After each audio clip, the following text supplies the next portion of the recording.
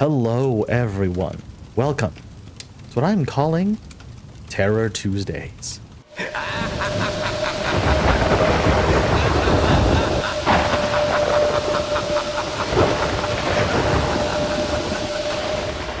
Every Tuesday, for the month of October, I am scouring the internet for my favorite creepypastas and reading them for you. Now, if you know me, then you'll know that I love a good horror story, and the internet is full of some real classics. For our very first Terror Tuesday, sit back and enjoy quite possibly the first creepypasta that I ever encountered. The Russian sleep experiment. Russian researchers in the late 1940s kept 5 people awake for 15 days using an experimental gas-based stimulant. They were kept inside of a sealed environment to carefully monitor their oxygen intake so that the gas didn't kill them, since it was toxic in high concentrations. This was before closed-circuit cameras, so they only had microphones and 5-inch thick glass porthole-sized windows into the chamber to monitor them. The chamber was stocked with books, cots to sleep on, but no bedding, running water, and a toilet, and enough dried food to last all 5 for over a month. The test subjects were political prisoners, deemed enemies of the state during World War II. Everything was fine for the first 5 days. The subjects hardly complained, having been promised, falsely, that they would be freed if they submitted to the test and did not sleep for 30 days. Their conversations and activities were monitored, and it was noted they continued to talk about increasingly traumatic incidents in their past. And the general tone of their conversations took on a darker aspect after the 4th day. After 5 days, they started to complain about the circumstances and the events that led them to where they were, and started to demonstrate severe paranoia.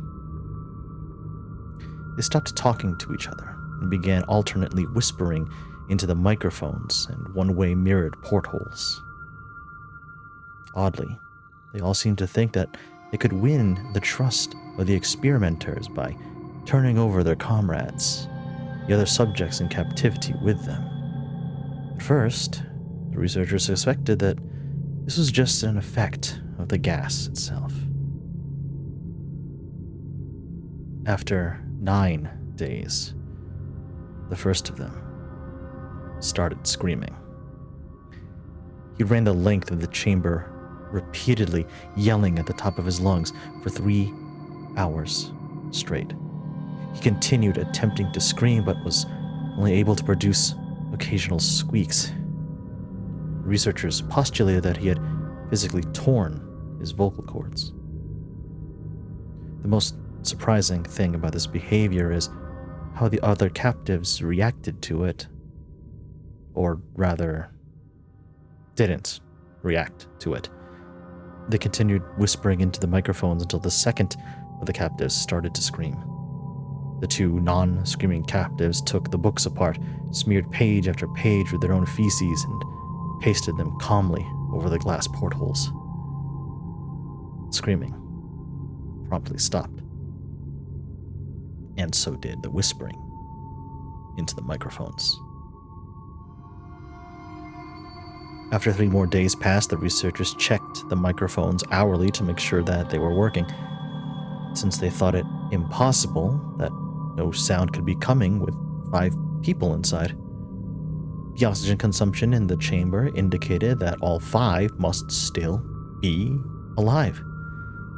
In fact, it was the amount of oxygen 5 people would consume at a very heavy level of strenuous exercise.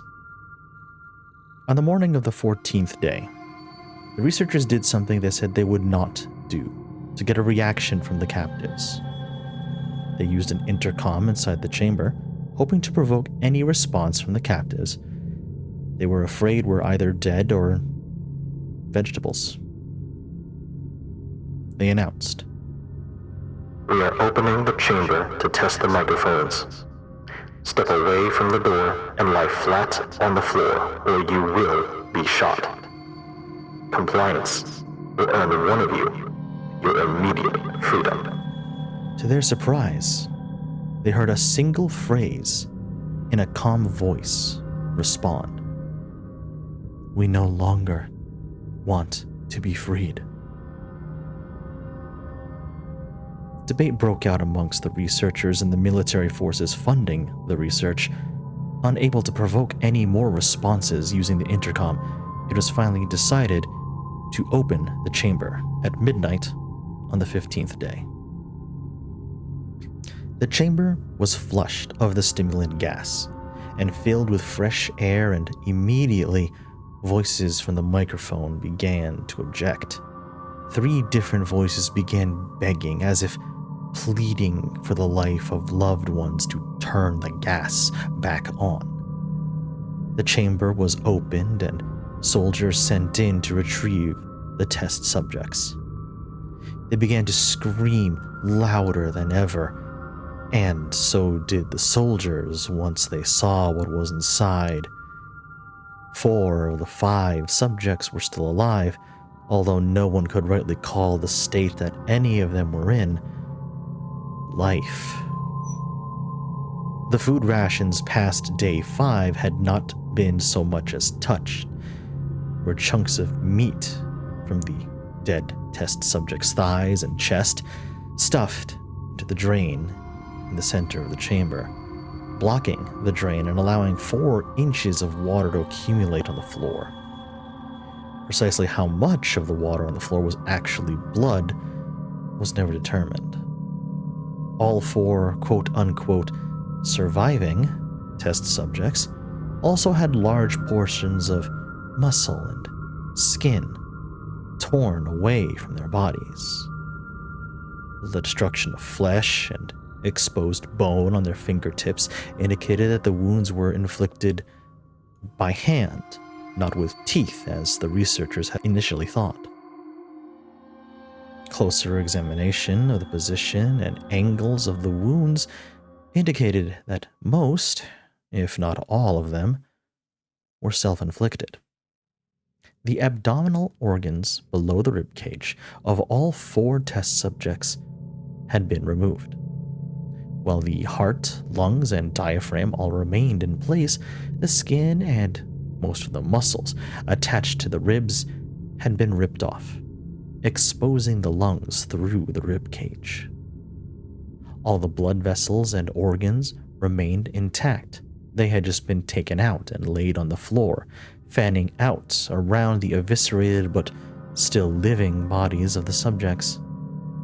The digestive tract of all 4 could be seen to be working and digesting food. It quickly became apparent that what they were digesting was their own flesh, which they had ripped off and eaten over the course of days. Most of the soldiers were Russian special operatives at the facility, but still, many refused to return to the chamber to remove the test subjects. They continued to scream to be left in the chamber and, alternately, begged and demanded that the gas be turned back on, lest they fall asleep. To everyone's surprise, the test subjects put up a fierce fight in the process of being removed from the chamber. One of the Russian soldiers died from having his throat ripped out. Another was gravely injured by having his testicles ripped off and an artery in his leg severed by one of the subject's teeth. Another 5 of the soldiers lost their lives if you count ones that committed suicide in the weeks immediately following the incident. In the struggle, one of the 4 living subjects had his spleen ruptured, and he bled out almost immediately. The medical researchers attempted to sedate him, but this proved impossible. He was injected with more than 10 times the human dose of a morphine derivative and still fought like a cornered animal, breaking the ribs and the arm of one doctor. His heart was seen to beat for a full 2 minutes after he had bled out, to the point where there was more air in his vascular system than there was blood. Even after it stopped, he continued to scream and flail for another 3 minutes struggling to attack anyone within reach, and just repeating the word more over and over, weaker and weaker, until he finally fell silent. The surviving 3 test subjects were heavily restrained and moved to a medical facility. The 2 with intact vocal cords continuously begging for the gas, demanding to be kept awake. The most injured of the 3 was taken to the only surgical operating room that the facility had. In the process of preparing the subject to have his organs placed back within his body, it was found that he was effectively immune to the sedative they had given him to prepare him for surgery. He fought furiously against his restraints when the anesthetic gas was brought out to put him under. He managed to tear most of the way through a 4-inch wide leather strap on one wrist, even though the weight of a 200-pound soldier was holding down that wrist as well. It took only a little more anesthetic than normal to put him under, and the instant his eyelids fluttered and closed, his heart stopped. In the autopsy of the test subject that died on the operating table, it was found that his blood had triple the normal level of oxygen.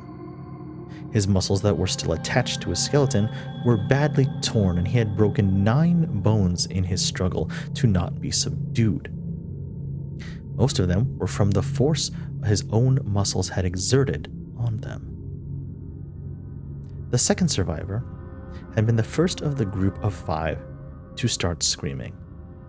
His vocal cords destroyed, he was unable to beg or even object to surgery, and he only reacted by shaking his head violently in disapproval when the anesthetic gas was brought near him.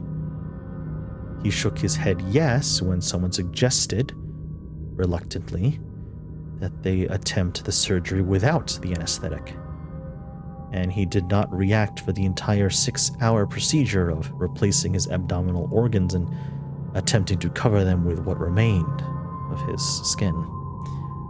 The surgeon presiding stated repeatedly that it should be medically impossible for the patient to still be alive.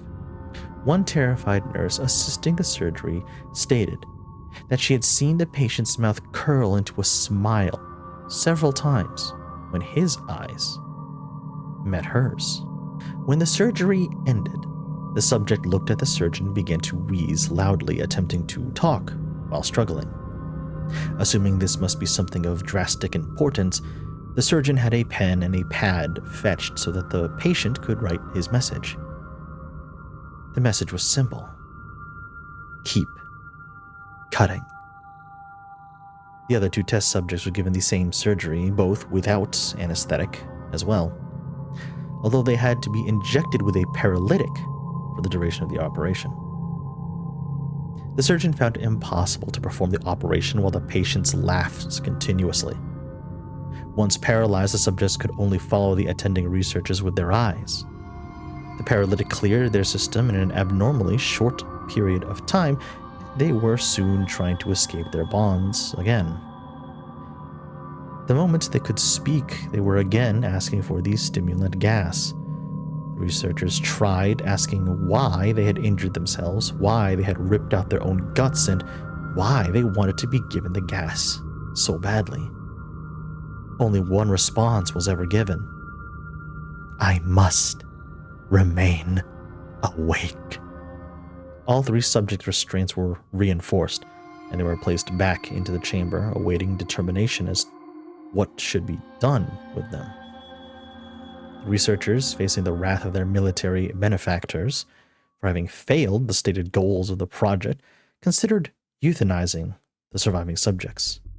The commanding officer, a former KGB agent, instead saw potential and wanted to see what would happen if they were put back on the gas. Needless to say, the researchers strongly objected, but in the end, they were overruled. In preparation for being sealed in the chamber again, the subjects were connected to an EEG monitor and had their restraints padded for long-term confinement. To everyone's surprise, all three stopped struggling. The moment it was let slip, they were going back on the gas. It was obvious at this point that all three were putting up a great struggle to stay awake. One of the subjects that could speak was humming loudly and continuously. The mute subject was straining his legs against the leather bonds with all his might. First his left, its right, and then it left again, just for something to focus on. The remaining subject was holding his head off his pillow, blinking rapidly. Having been the first to be wired for EEG, most of the researchers were monitoring his brainwaves in surprise.